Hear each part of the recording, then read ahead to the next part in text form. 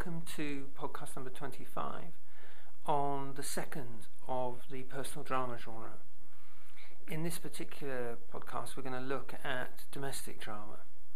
This is the closest to television when we're talking about feature films, because it's very much about relationships in the family or of a very close working environment. And this is the first of the key secondary elements that one adds to the main primary elements of the personal drama group to actually form the starting point of understanding that you're in personal drama territory, but this time it's domestic drama and not one of the other group. So with domestic drama we're looking at the central relationships being familial or a situation, i.e. we're actually concerned with the nature of a family, as in American Beauty, or in a work type situation in something like The Office.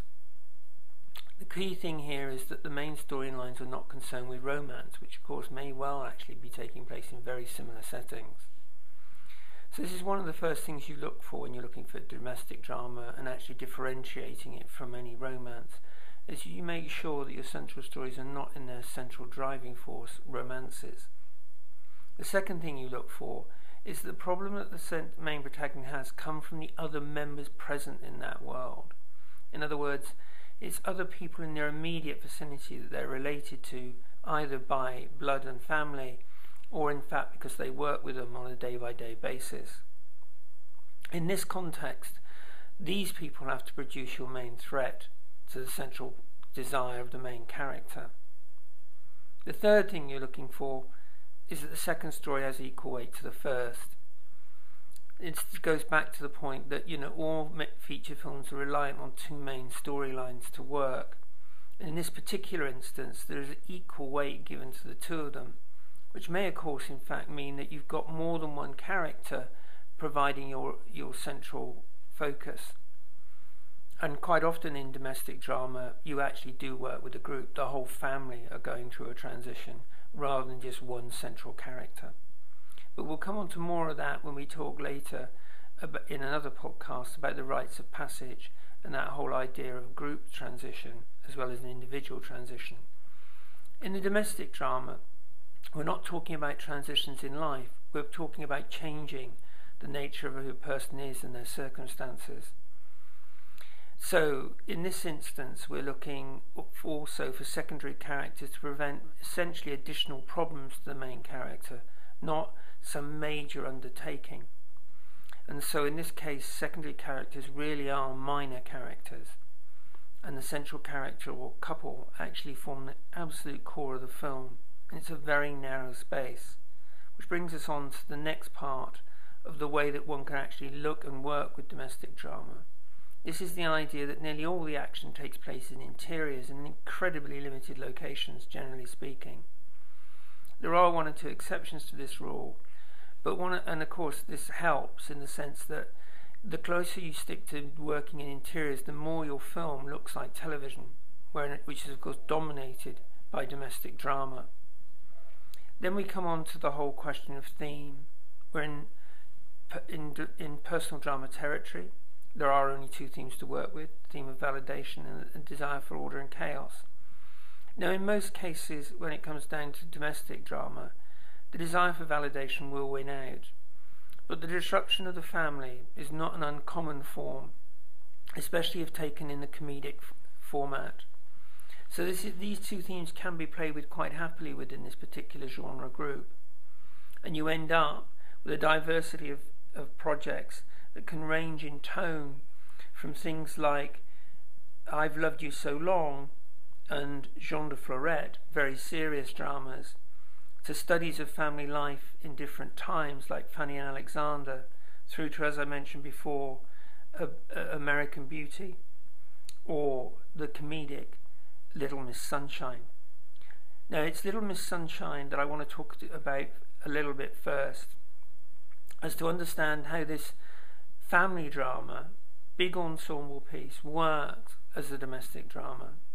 Essentially, it's very easy to understand. We start off with a whole family, a completely dysfunctional family at one level, but a huge set of characters who are ultimately united around the one desire of Olive to get to the Little Miss Sunshine contest and win it. In this sense, the desire for validation is very, very clear. What Olive does, though, as a central character, is motivate all the other characters to go on a journey with her. The mother, the father, the uncle, the brother. And it's in the context of these other characters and their dysfunction and their inability to relate to each other properly, which is ultimately solved at the end of the piece, when they all get up on stage and act out to defend Olive. In this context, this is a classic domestic drama. Its comedy and the nature and the quirkiness of the characters sets it apart from the vast majority of television drama.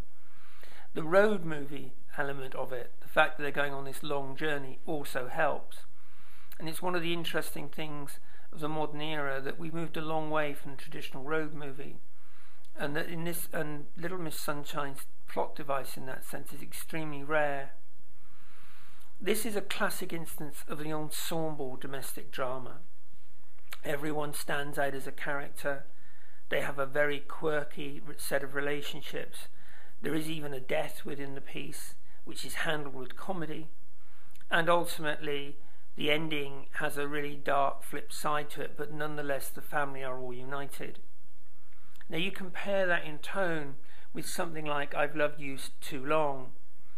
This French film, which deals with the aftermath of a woman who ultimately killed her son and went to jail for it, starts with the fact that the mother comes out of jail and we do not know what actually happened. In this context, the central character Juliet has to bond with Leah, her sisters, younger sisters, and her family. Ultimately, as the film progresses, Juliet comes out of her shell and makes that bond possible. It's a fraught journey, deep with tension, all within the family, with a few scenes set in a workplace. But nonetheless, this domestic drama is the sort of thing that works extraordinarily well in the cinema when it's dealing with all these sorts of taboo subjects. This is the idea that where domestic drama in cinema works at its strongest is where it's testing the culture and the society's issues at the self-same time as revealing the drama.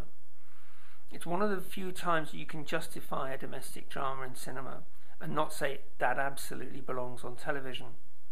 And in this context, one can see domestic drama, though extraordinarily difficult to actually make as a unique piece of work, does have the possibility to look at those people on the margins of society, the families and the tensions that are dealing with either cultural taboos like the killing of a son, or where the characters themselves are dysfunctional and are not the sort of people one would normally find in your average sitcom, as in Little Miss Sunshine.